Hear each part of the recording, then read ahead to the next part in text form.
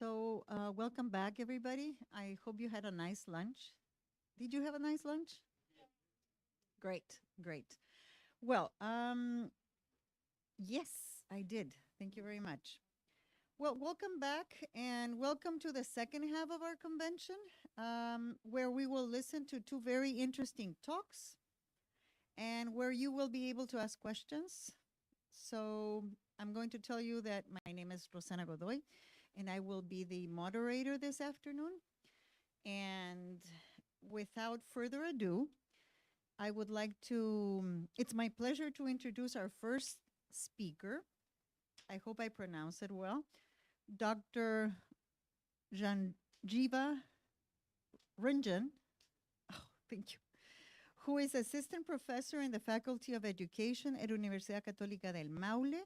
He also worked as a postdoctoral researcher and did his PhD at Jawaharlal Nehru University in New Delhi, India. He has been engaged in teaching and research for more than 10 years. His research interest lies in the field of language pedagogy and teacher education. He has participated and presented papers in many international and national conferences of repute in Brazil, Vietnam, Spain, and India, among others. He has published several research articles, refereed and Scopus indexed peer-reviewed journals. Mr. Ranja's talk is entitled Flipped Learning in English as a Foreign Language Context, a Systematic Review. So over to you, Ranjiva. You have 20 minutes.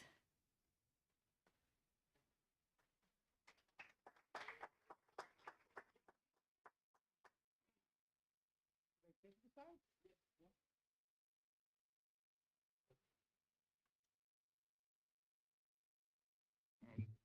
that it is visible.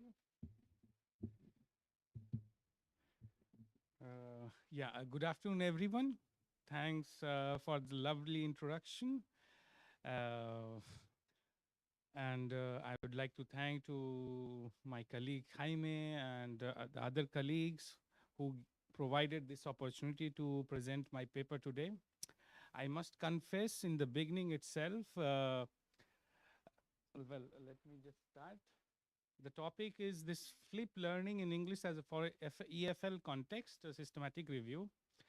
Now, this is not my area of expertise as such, but for last couple of years, like since last year, I have been working on with some of my colleagues, some of my mentors here, Professor Andrew, Professor Andrea, Professor Fuente Alba, along with them and with my some other colleagues to see the technological effect on the language learning. So in that case, we have worked on the effect of gamification, game-based learning, and now we have a paper going on the use of social media in learning of foreign language, etc. So in that line, when the invitation came, I thought, why not start working on a new theme, which is the flipped learning in EFL context, because Chile I consider is as a EFL context.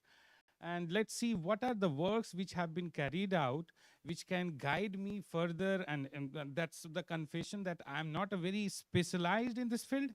This is my just genuine effort to see what kind of work have been carried out in this field, in this area. And from there to give some recommendations, some for the future research, which you can carry out. So as I told you, my presentation is titled Flipped Learning in English as a Foreign Language Context and a Systematic Review. Well, I have divided this presentation in in 5 parts. It's written 4, but it's a brief introduction. Then I will just quickly define the term and give a brief about the theoretical construct of what exactly means the flipped learning. followed by giving you about the objective and the research questions, which I would like to answer through this systematic review, and a little bit of discussion, findings, followed by conclusion and limitations. Well, to introduce research in the field of flipped learning is have been going around for last 30 years. There, I was just reading, and in Russia, it started in 1980s. Then there were some half-hearted attempts to define this term, not exactly use this term, but in the same line to invert classroom from the inverted classroom. Like the idea is the activities which you do in the classroom, those activities will be done at home, and those and is the just the inversion, those which you do at home will be done at in the classroom scenario. Okay, that's the basic idea. So this idea have been there since like 1980s. I was just reading, but somehow in 2007 there were two gentlemen with the name yeah, Jonathan Bergman and Aaron Sams. In 2007, they are chemistry professors, teachers.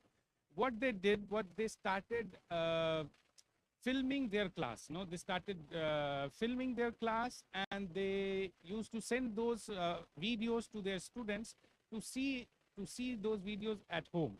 And after watching those videos, there was a profound, deep discussion on the themes of the video, or etc. So this was the idea which they presented in 2007, and formally they gave it as a flipped learning in 2012, and then there was a flipped learning network which was formed in 2013, if I'm not wrong, and which then started this whole idea. And basically flipped learning was started in the STEM, in the science field they started. But nowadays they are also since last 5-10 years they are also implementing in, especially in English as a second and foreign language context. So as I mentioned, the last 2 years there have been many researches have been carried out due to obvious the reason of pandemic. And these research studies highlight the advantages of using flipped learning in the classroom, like offering flexible instructional time and creating a dynamic and interactive learning environment, among others. As I told you, there was a formation of flipped learning network in 2013. And this formation affirmed the value of flipped learning in assisting teachers in flipping their classroom more efficiently. There were many things, many conferences held for the last 10 years, many academic deliberations have happened. So, so what the idea is to consolidate learning. The class hour is then dedicated to instruction, interaction, and promote higher order thinking skills, which is HOTS. Now, what is higher order thinking skills? Now, higher order thinking skills will be like synthesizing, analyzing, like comprehending, applying the knowledge which you already have, which is like lower order thinking will be rote learning, memorizing or just knowing something, which are considered to be lower level. But higher order will be something which you can apply the knowledge. The application of the knowledge will be that. So this what they call in theory that this flipped learning provides. Now, this is from their network, the definition, and I like really the how they use the wording. Flipped learning, I'll just read it from there. Flipped learning is a pedagogical approach in which direct instruction moves from the group learning space, which is the classroom, into the individual learning space that you have to do at home. And the resulting group space is transformed into a dynamic, interactive learning environment where the educator guides students as they apply concepts and engage creatively in the subject matter. So this is as a whole formally what they have, how they have defined flipped learning. So in this case, I have put one slide in Spanish. I'll just explain. This is a contrast between the traditional model and the inverted or the flipped model. Here you can see in the classroom what happened. The teacher instructs, student assimilate, the student apply, and then consolidation of the knowledge at home. Now, in terms of flipped learning, what is happening is teacher instruct. This is happening at home. Teachers instruct, which is indirect instruction in terms of providing videos or some assignment. Maybe it depends on the teacher. Generally, the videos in terms of self created videos or through YouTube, whatever teachers feels like. Then the students assimilate. That means he understands. He tries to understand. He tries to comprehend the content. Then he apply and consolidate in the class, and at home he can again reflect over what has been learned. So this is the difference between the traditional mode and the inverted or a flipped mode. In this sense, I would also like to add that the pedagogical strategy that transfers certain learning process outside the classroom, which is knowing and understanding, which is happening at home, and uses class time to facilitate and enhance knowledge acquisition and practice process, which is exploring, is the core or the base for flipped learning. Now, this is another one. Everyone, those from education, is very familiar with this Bloom's taxonomy. No, from here going up, and this is what is being applied somewhere in the flipped learning also, where remembering, understanding is at the bottom level. This is no, as I told, lower level, and then reaching at the higher hierarchy of Bloom's, which is like creating or evaluating or exploring that content which you have learned, which is the base or which is the idea behind flipped learning. Not just remembering and understanding, but also applying, exploring, and creating new contents, something new out of it. Well, this I found on their network itself. I was trying to understand because this is a very conceptual clarification which I required. Flipped learning and flipped classroom. Is there any difference? And this is what I found on their website itself. So these leaders also distinguish between a flipped classroom and a flipped learning, and how they say, because because in some research papers, most of them, they use it interchangeably, which is should not be the case ideally. Flipping a class can but does not necessarily lead to flipped learning. Many teachers may already flip their classes by having students read text outside of class, watch supplementary videos, or solve additional problems. But to engage in flipped learning, teachers must incorporate the following 4 pillars in their practice, which is FLI. The 4 pillars are the flexible environment, which allows for a variety of learning modes. No?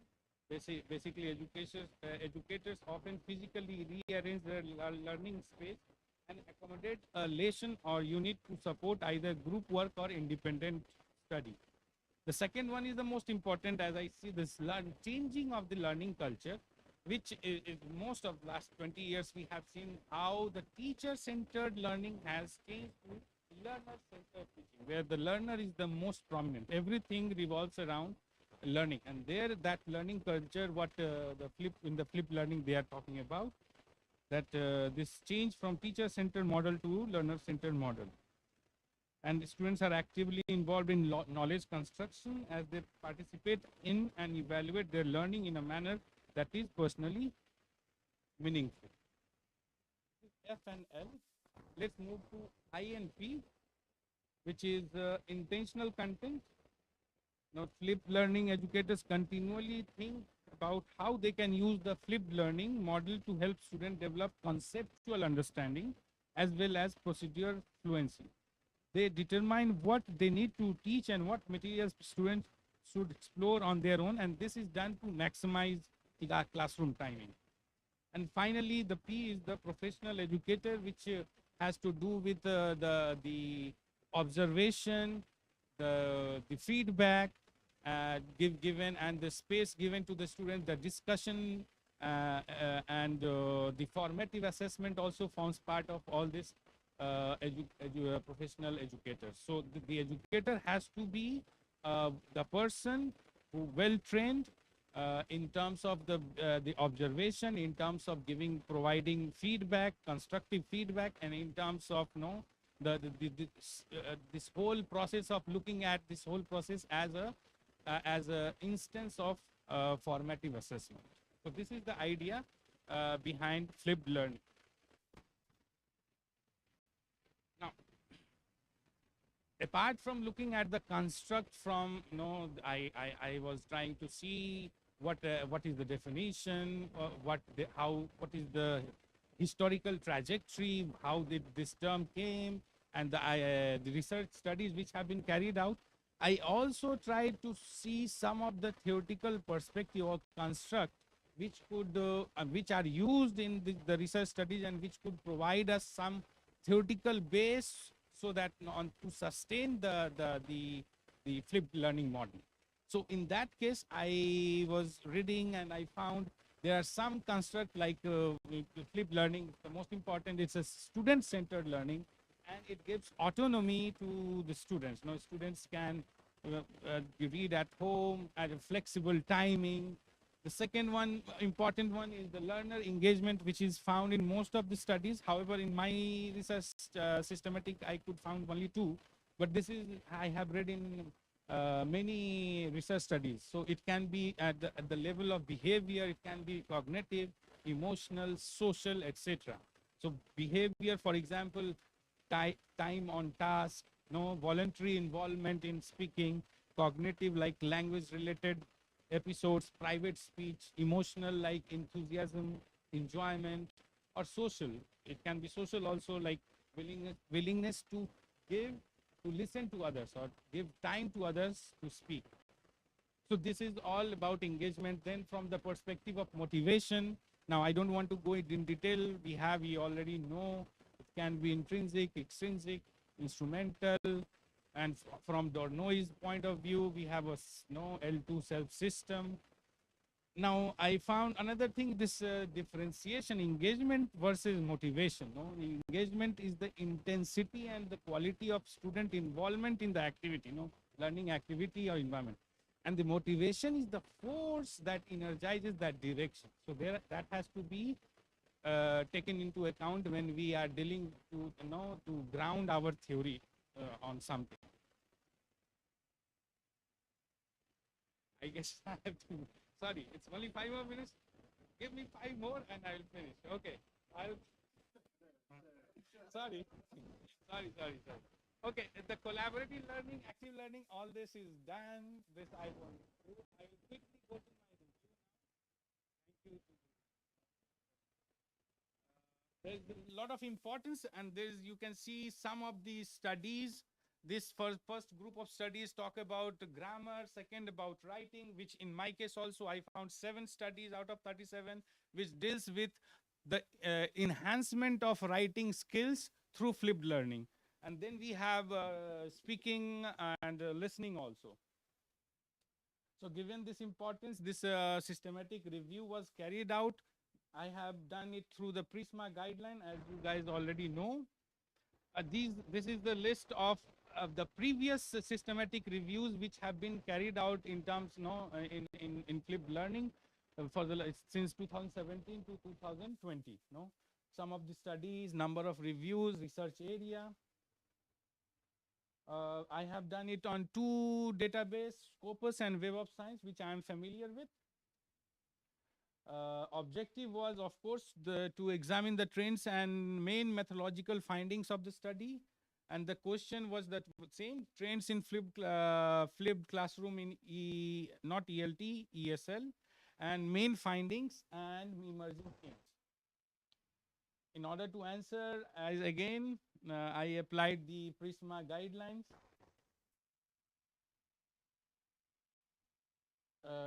2, 3, 4 key items were used, key terms were used: flipped learning, English as a foreign language, and flipped learning, and EFL. I didn't go more details for that, and it was conducted in the last week of July and first week of August. This is the number. inclusion, exclusion, only research studies were considered, no conference paper, no review, nothing. The time period is, it's a mistake, it should be 2018 to 2022, pertaining only to EFL context, no ESL, no anything, all other. English was the only language, although I considered Spanish, but there was only one article which I could find in that language. And these are the exclusion criteria. This Prisma, we have 118 coming down to 37. These are the research. This is the title of the work, author, year, journal, participant, type of method, instrument used, and the main findings. Okay. I'll finish it quickly.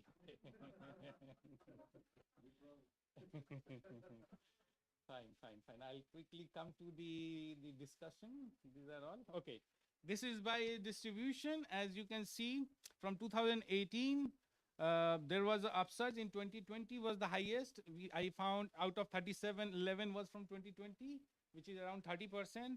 So now it's 22. We are in July, so maybe some more studies for the next 6 months will come up. So it is on a in an upward direction. In terms of research method, the highest was with this quasi-experimental with pre-test and post-test having control and experimental, almost all. Like 23 studies was trying to having two groups, control and experimental with pre-test and post-test. They were trying to evaluate whether this flip learning is working or not. We have 5 in quantitative with the use of questionnaire. There were some questionnaires used just to know the perception, attitude, belief, etc. And there were 4 studies of qualitative in nature with narrative inquiry, with semi-structured interviews, and etc. So the lowest was in terms of in 11% in qualitative, and mixed method were 5 studies and quantitative. But this is also part of quantitative, no quasi-experimental. So this whole is quantitative. There was very less importance given to qualitative method. In terms of countries, I was surprised. In all the studies, almost 60-70% were in the Asian region. As you can see in Iran, Taiwan, China, Turkey, South Korea, Indonesia, all this Asian. In Europe, we have Spain and France, 2 and 1.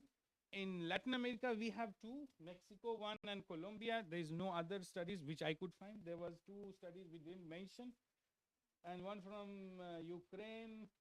This is the high time for those who want to are looking for some topic, some area related to technology. This could be one of the areas, one of the opportunities to work on. In terms of context, 78, almost all are in the university context, in the higher institutions. And I use college, which is also in the university, but in the research paper, they use college. That's why 3 studies were from the institutions and 3 in the school. Last 2 minutes. This is in terms of students. Just 2 minutes, okay? And finally, I could find 9 themes, emerging themes out of my systematic review. This is the first theme, the attitude, perception, and experience of FL in students and teachers. So these are the studies, all studies on that.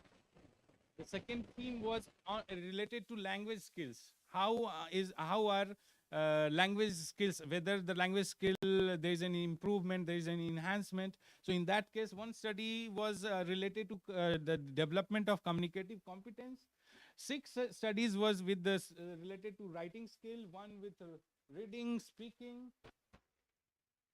vocabulary. There was 1 listening comprehension, 2 grammar. We have 3. And in general, they talk about all the general language skills and performance. We have 2. Third is related to COVID because that was the time during, and there were three studies which explicitly mentioned that these studies were carried out during COVID or keeping in mind the COVID times. One was this small mobile assisted language learning. Sorry, two learner engagement. There were two studies we talk about.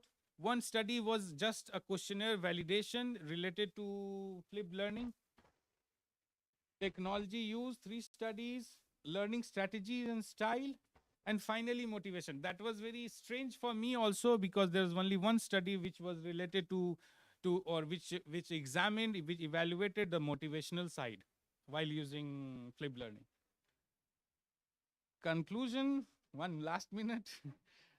This review was conducted to map the scientific literature on this flipped learning published between 2018 and 22. The purpose was to take stock of empirical work in the field and draw conclusion across the subdomains of language education.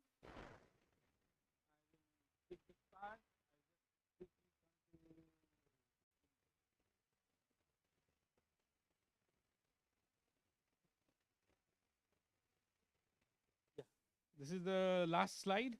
Well, this review has certain methodological limitations. First, the selection of only two databases is one of the great limitations, which was based on convenience sample in terms of availability and with which the researcher was familiar. For this reason, I acknowledge there may be important articles that were missed. Furthermore, the decision to limit the review to journal articles may mean I may also miss important doctoral research, conference proceedings, etc., which could potentially showcase new ideas and methods of research. The focus on research articles also mean that some important theoretical based articles may have been missed. For this reason, I do not claim that this review is comprehensive due to methods in collection of articles that could have been thorough and systematic. I do, however, feel that this review, in its focus on high impact research being conducted in this field, is in a good position to answer the research questions raised in this review. Thank you.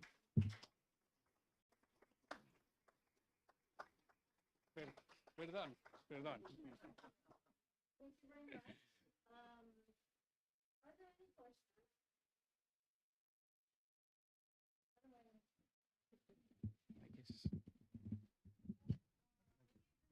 Oh, okay. Yeah.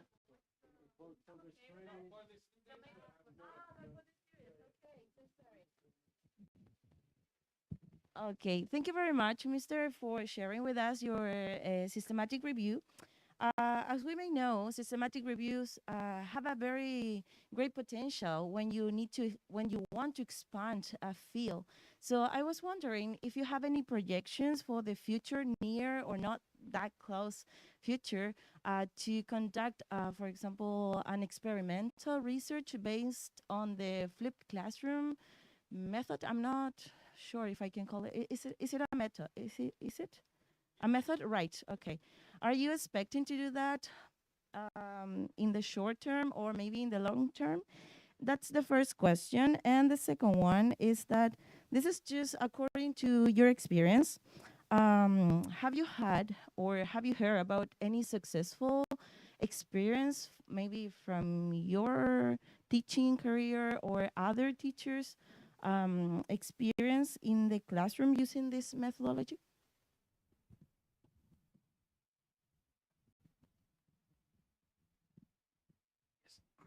Yeah, thanks a lot for your question. The first question is whether I will be using this methodology in my own class. Well, in this long term or short term? Yes, in short term, I don't see, but in long term, yes, definitely. I'm just trying to understand, trying to see this reality. And once I get hold of all the details, then in longer term, I have some projections to do this. In terms of it was the first part was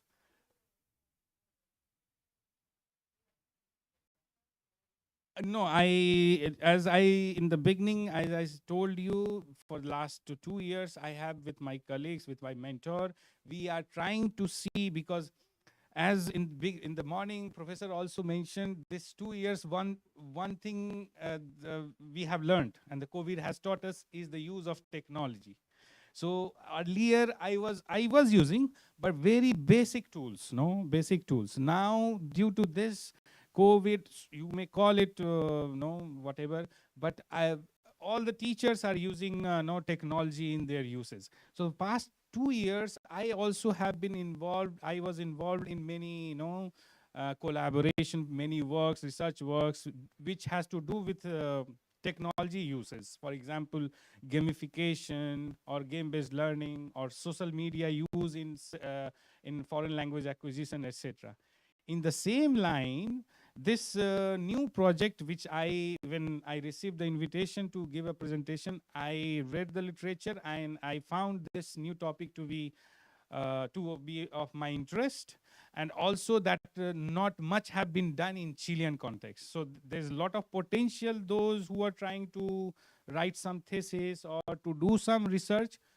At your level, it will be difficult to carry out an experiment, but at least you can go ahead with some questionnaire, with some with some perception study or some belief study on flipped learning, because there are questionnaires are available, and you can see in the literature, and you can apply them. Thank you. Any other questions?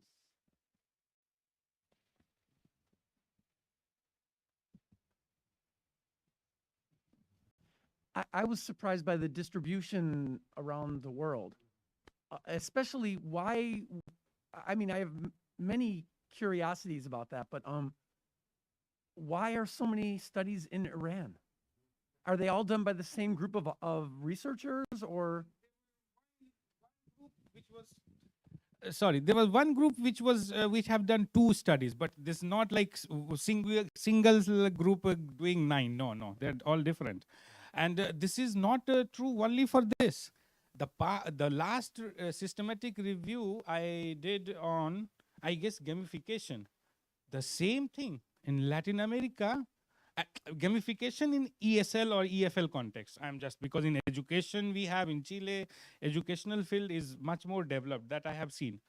But when it comes to ESL, EFL, gamification, flipped learning, still lot has to be done. In Asian context, I don't know. I have to think on what could be the region. Maybe I could contact the researchers, or maybe know their perception, why they are doing it. But this is the case, and there is no studies generally from US you can find. US is US is not there. UK and US and UK is everywhere leader. Yes, they are the any field you see, and they're all of full. But in this case, I don't know. Maybe because of I have given 2018 to 22. Maybe have selected only 2, but these 2 are the top databases, Scopus and Web of Science. But then I couldn't find. Thank you, sir.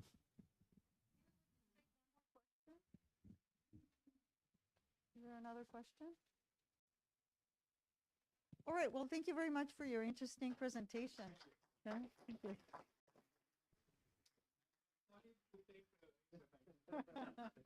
Bad boy.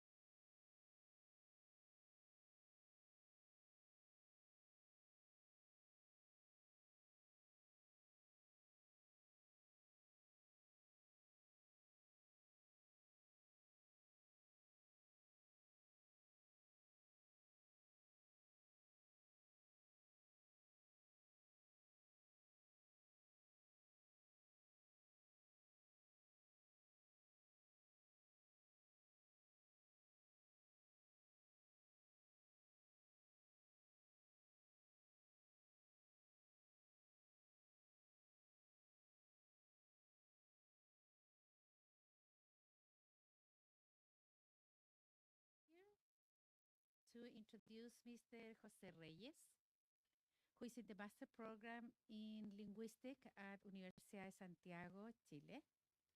Graduated as an English teacher from Universidad Católica del Maule, TESOL and General English at the University of Queensland, Australia.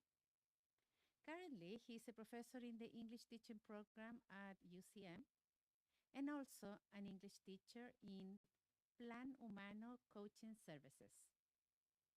I invite him to make his presentation entitled Dialectal Allophonic Consonant Transfer in Word Onsets Between Chilean Spanish and English in a group of English teaching students from a public non-state university.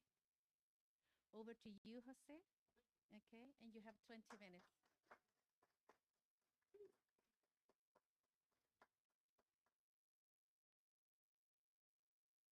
Okay, thank you very much.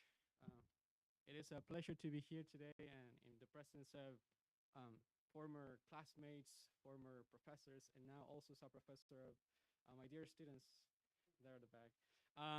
Okay, so the title of this is a bit of a mouthful. It's quite long, but what I want you to remember here are the words dialectal, allophones, and language transfer between Spanish and English. Right. I would like to start the other way around here. I'm not going to start with the objective of the study. I'm going to start with some background information about it, then moving on to the objectives, then subsequently onto the participant and procedures, then the results, and finally the discussion and conclusion. I'm going to remove this. Okay, so let's start off with some background information about Chile. We know that Chile is quite long, right? So Greg is experiencing that now. There are over 4,000 kilometers in Chile.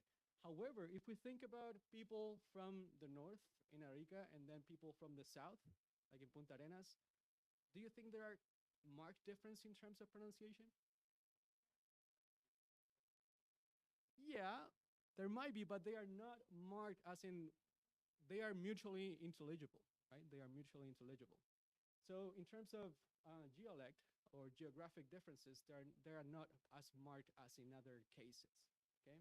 So we can still understand someone from Arica, from Iquique, from Linares. Well, in Linares, they have a very particular accent though. But here, let's listen to these recordings and think about these questions. The first one, what type of differences can you tell between these two? And then how would you label the first and the second clip?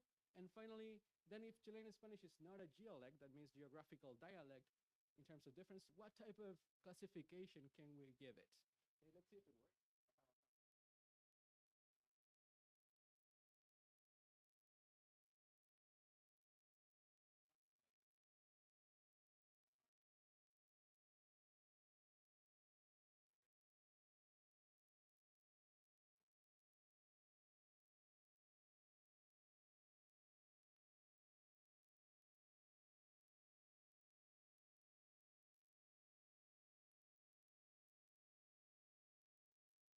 Back to that later. But I don't know if you've ever heard of this video where there is a woman saying, por favor, que alguien me ayude. Right? Okay, instinto de madre leona. That's the first one. That's the first one. Instinto de madre leona. And the second one, someone saying something along the lines like, sí, tenía que ir a trabajar, tenía que ir a trabajar, pero no pude ir. So what type of differences could you perceive in those cases? How would you label the first and the second? For instance, like the instinto de madre leona and the tengo que ir a trabajar. How would you label that? The first and the second. Like instinto de madre leona que tengo, iba a pasar a la peluquería, un estupendo rato. Bruno. Yes, upper class, and the second one will be regarded as a lower class speech pattern, right? And some people also label them as cuico or flaita in colloquial speech, right? So in that regard, Chilean Spanish is called a sociolect. Okay, the differences are between their social roles in society. That's reflected in the socioeconomic aspects of the person, as well as the age and gender. And something interesting about Chilean Spanish is that it's highly productive in terms of linguistics. That means that we tend to create lots of sounds, lots of words. And an interesting one is the metaplasmas. And here we have the phrase, ¿para dónde vas ahora? And if you think about the words, it's ¿para dónde vas ahora? But then in colloquial speech, we can even take it farther and say, ¿dónde ahora? And you still understand. ¿Dónde ahora? Are you able to understand that? Yes, and that's crazy. It's like we got it almost completely. We add sounds, we remove sounds, and then we have this particular linguistic feature called Clitic Reduplication, which is when we say, for instance, te voy a pegarte. We add the extra, that extra word there that is particular to Chilean Spanish as well. However, in terms of linguistics, we cannot really say that it's badly spoken, right? We can just describe it. So it's linguistically rich and socially stratified. It's a melting pot of influences. We have Mapudungun, Quechua, Aymara, and because of nature, we have the ocean, we have the mountains. It has been geographically isolated. And it was also historically isolated because it wasn't of interest of Spaniards as much as other nations such as Peru. And this is very common, even among Chileans, to say that we speak bad Spanish, right? Even other native speakers say, no, we don't understand Chileans. They don't speak Spanish. It's a different language. And then we have a wealth of allophonic variation. Just to make it clear, allophones, so we have, for instance, the standard sound ch in Spanish, such as in Chile, but then our very allophonic variation would be saying Chile, Chile, Chile. Okay, just to clarify. And here, this is the wealth I'm talking about. We have over 90 allophone sounds in terms of consonants in Chile, so it's not limited at all. And I invite you to have fun with this. Use it in the future, probably for research. Okay, I know it looks scary, but use it. It's your own language. Okay. And how does this connect to English at all? So in the first case, we have language transfer, and we know that it can facilitate or interfere on the other hand, and it's not unidirectional. It can happen both ways, from my L1 to the L2 or vice versa, right? And it can happen across all linguistic competencies, that is orthography, semantics, syntax, discourse, and so on and so forth. And there is this balance between perception and production, this balance and differences too, because sometimes we might be able to hear sounds, but we may not be able to produce them later, okay, or the other way around as well. So there are competing influences all the time, and that's related to this as well.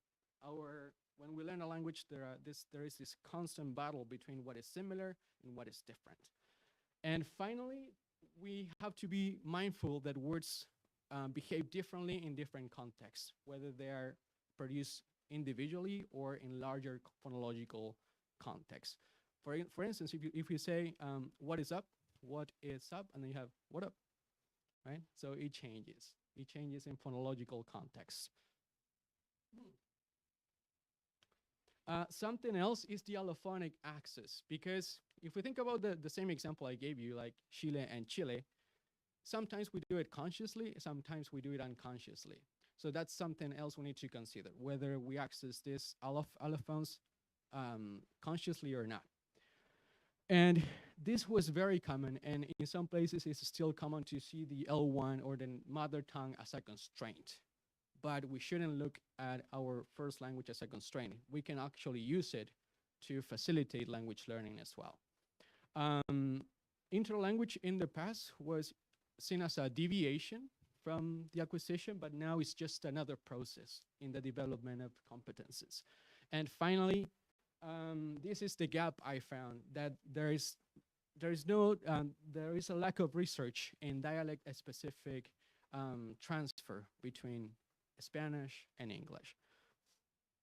And this is the local study I found. And these are the problems they have found in this type of transfer. The first one being sounds which do not happen in DL1, but they happen in DL2. For instance, thinking. So we don't have the th sound in Spanish. So some people may say thinking, and that's like, yeah, I'm thinking. It's totally different, right? Sounds which occur in both systems. In these cases, the sh sound happens in Spanish, but it's an allophone, right? And it's regarded as a lower class sound. So people might try to hypercorrect it and say, yeah, I'm very shy. Or people who say, yeah, voy a comer sushi, right? So they are hypercorrecting it because of social status. Graphemic interference, that's very common because English doesn't really make sense in terms of what you read and what you produce, right? So some people may go for ver and ver, right? And in terms of consonant clusters, that's a common occurrence in mistakes, especially with consonant clusters or sequences that don't happen in our L1, such as enthraling, like nthr. So people might go with entraling, right? And the fifth one is not as common, but these are sounds that happen in the L1 but don't happen in the L2. And in the sixth one it refers to atypical problems, and they refer to slips of the tongues of mistakes. Okay. So the objectives, I just want to swift through this because the research question here is whether there is a relationship between the use of these two consonant clusters, the first one being cha and the other one being dra, such as in trabajar or droga, people who say that, and the production of their counterparts in English, such as in training or drugs. And to do this, I analyzed the performance of first-year students from an English teaching program. Okay, moving forward. And here are the objectives. And the first one is to identify the relationship between the usage of African consonant clusters, these two ones I referred to, in word onset only in Chilean and Spanish, and to see whether they make a correlation with their counterparts in English. And I simplified the objectives, the specific ones. The first step was to determine a group of first-year students who use these sounds in Spanish, such as trabajar or droga, la droga, and the other one who uses those sounds, and the other one who doesn't. And then I determined the production in English based on several tasks I'm going to talk about later, and then I correlated that using Power BI. Okay. Participants and procedures. So it was very limited in terms of subjects because of time constraints by me and by the students as well. So these were 13 freshmen from an English teaching program. They were aged 18 through to 35. And they were Chilean because of the nature of the study, born and raised. They had to live here as well. And these are some exclusion criteria. They shouldn't have lived in English-speaking countries or studied in English schools or lived abroad in English-speaking countries mostly. And because of the nature of the study, again, no speech pathologies were found in these participants. And these are the three tasks I conducted. The first one was elicitation through images of the sounds in both Spanish and English. Then they read New York Times headlines. And finally, there was a short interview we conducted to elicit those sounds. I'm going to show you some samples right now. This is the first one. So, ¿qué son estas personas? Trabajadores. So some answer trabajadores, some others trabajadores, right? And ¿cómo describirías a alguien que hace un escándalo por algo pequeño? Dramático. It depends on the, yeah, cuático. Yeah, that's an interesting word in Spanish. Actually, it's my favorite word in Spanish, in Chilean Spanish. It's quite untranslatable. What is this? And these are the prompts for English. So what is this dog causing? Trouble, right? And what is this man doing right here? He's dreaming, right? He's dreaming. And these are some excerpts I took from the New York Times, which included the target sounds, such as triumph, treatment, dropped, drinking. They were in larger phonological context. Okay, thank you. I'm gonna just move forward. And these are some samples about the short interview where the target sounds were also included. And that analysis was a perceptual analysis, and that was also sent to another professor. Then I analyzed that based on also perceptually on Pratt's, on the Pratt software, sorry. And then I divided the groups into those that produce the sounds in Spanish and those who didn't. Then I identified the mistakes in English, and then I transcribed those sounds, and then I made a correlation using Power BI. I'm going to explain this. So here we have two samples of the word trabajar, but this is only tra or tra. Okay, so here this line shows the sound r, and you can see here, because there is no lines, this shows that there is obstruction. That means that the sound was clean, so to say, or standard. It was just tra, tra. But here you can see that it's kind of messy, right? It's more blurred. That means that the sound was fricativa. It was linked toward fricativization. So it was more of a tra. So this person said trabajar, whereas the other one went for trabajar. Okay. I'm gonna skip it, but these are the groups I formed, and I only found 5 participants who used the sounds for tra, and only 2 for tra. So it was quite limited. And these are some examples of the mistakes. Most of the mistakes were found in the word triumph, and I correlated with perhaps a graphemic interference and the results. So this is basically the same. These are the number of participants who use the sound tra in Spanish and the participants who use tra in Spanish. And you can see that there's a huge gap between the ones who used it and the ones who didn't. And these are the mistakes they produce, and most of the mistakes were found in the recording while reading the New York Times headlines, probably because of graphemic interference and because they were in larger phonological context. And well, and in that situation, there was nothing to do because of the number of subjects and mistakes, so that it was not possible to correlate that. And here, because of the number of participants, again, there was not substantial correlation. But this is still a result, right? It's still a result. And some conclusions.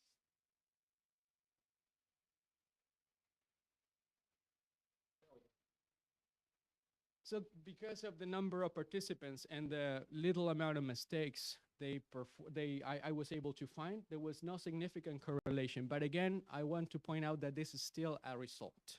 It doesn't mean that it's something negative. This contributes to this gap, to this niche in research. And there was a limited amount of participants. I contacted several, but only a few responded. That's a variable that I could not control at that time. And the unequal distribution of groups, I only found 5 for tra and only 2 for dra. And also, well, I'm not saying that I was expecting mistakes, but the mistakes were only a few, and maybe a larger data is needed. And we're about to finish. And these are other conclusions.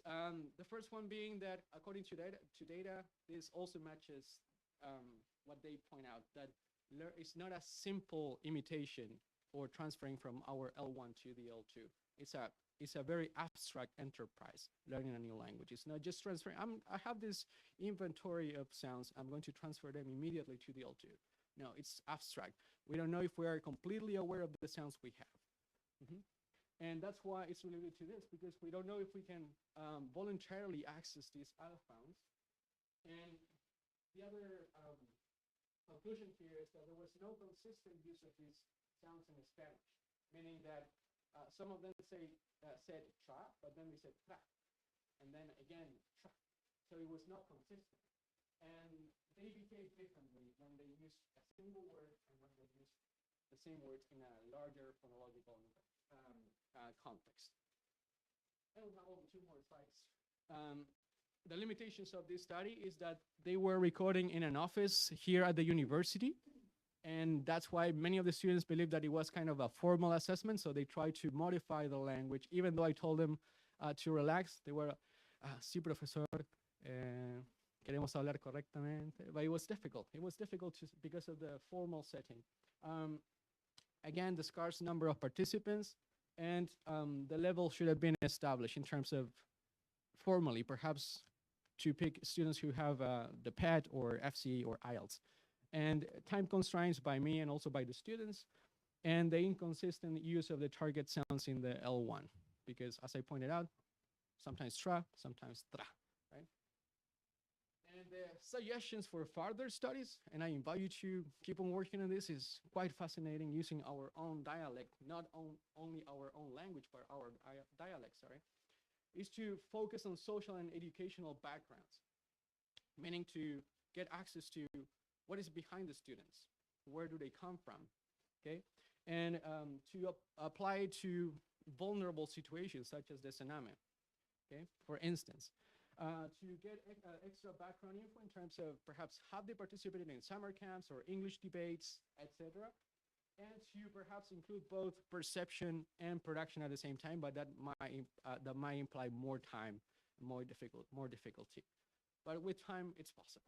And these are the final comments to close this presentation, is to not disregard your own L1. Do not dismiss it just because it's there. It's not going to completely interfere. You can still use it to teach your students and to teach yourself at the same time. And to have fun with the resources you have. In this sense, in this case, I showed you the entire chart of allophones. We have plenty of data to play with. It's a game for me here. And make it meaningful, and as I always tell my students, to go beyond the theories. This is just words without the applicability of it. Try to apply it in your classrooms, in vulnerable contexts, etc. Make a contribution.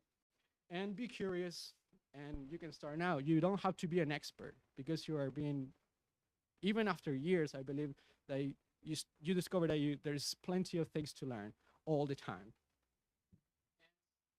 Explore, because you can be the next person standing here next time. Thank you.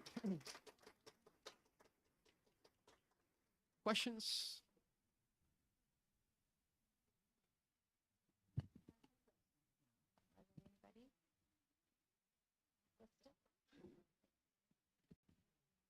Thank you, Jose. Very interesting. Was very. This was a mind-blowing presentation, and I really was hanging over each word that you were saying. So congratulations for your presentation, first of all. And I found that sometimes the tra was connected to lower classes, but then I turned on the TV some time ago or years ago, and I heard politicians, high class people using the word. So somehow, if you might connect that to like a social act, but if you can make a connection with if there might be some code switching, like someone who wants to address a lower class audience might use one and then code switch to a different type. Yeah, so I found that out too with this study, because it's not only for lower class citizens. Scott Sadowski, that's the researcher who made that inventory. He found out that there are many variations of the same, many allophonic variations of tra, including both ones that focus more on lower classes and other ones that lean more toward upper class. But there are many variations of the tra, and for both lower and upper class. Yeah. Yeah, and by the way, because you mentioned social divides, Scott Sadowski as well. He has a model called the EMIS. It's EMIS, and that's a model to do some research on this based on social status without being biased. Just so you know. Yeah, the EMIS model.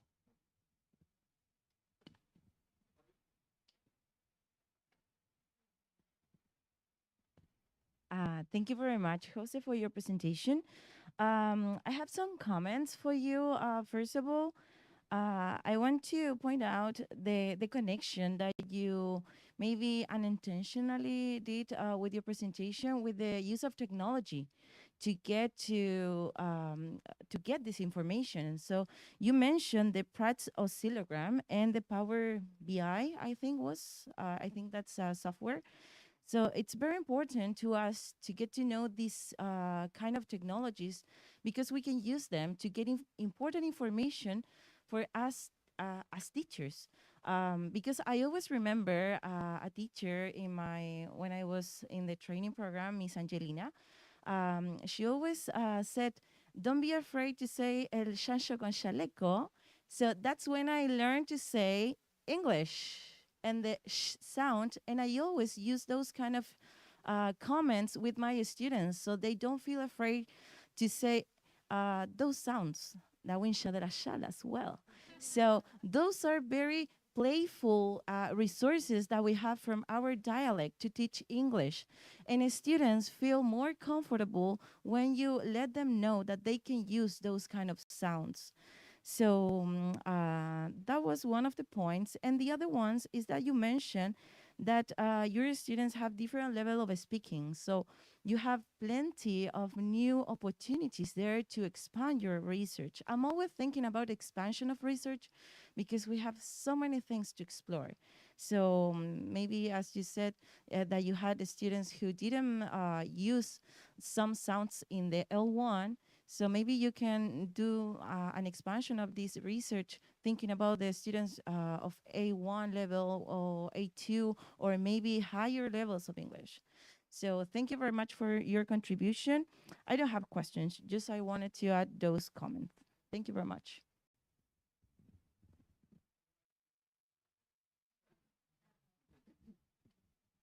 Thank you. Yeah, so I use Brad, which is it's for acoustic analysis, and as you saw, I didn't actually I didn't conduct an acoustic analysis. It was just perception based on what I was seeing on the oscillograms. That's why I told you that you don't really need to be an expert to explore. There is plenty of information out there you can use.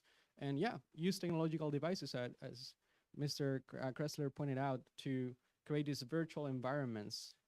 So you are connected here and also in the virtual world. And Power BI is a simpler way to use perhaps more complex research software as well. And yeah, use the L1 such as Winchala Chala, that works wonders. Anybody else? Anybody else? No more questions? Okay, thank you very much, Jose, for your contribution.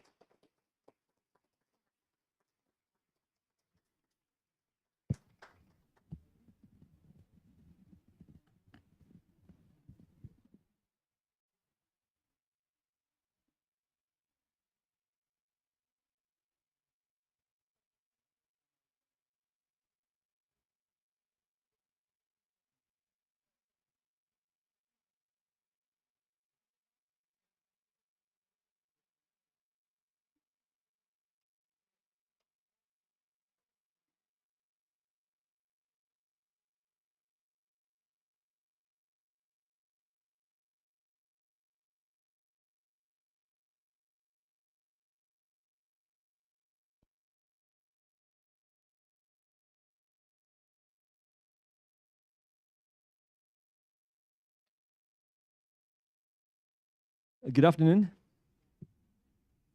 So we are very thankful for the presentations, particularly our keynote speaker in morning and the two presentations, Professor Giba, Professor Jose, right? And this is going to be the last presentation for today.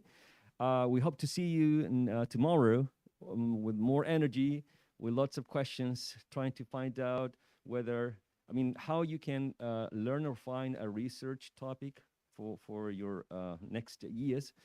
And also to understand that when you come to a conference like this, right, you're not students. You sort of put on the shoes of a researcher or a teacher. Therefore, you try to find things that can be useful for you. and you try to take away some with you when it finishes, right? So pay attention to see and assess which is really something useful that I can take with me today. Okay, we will see you tomorrow. Thank you for your participation. Right?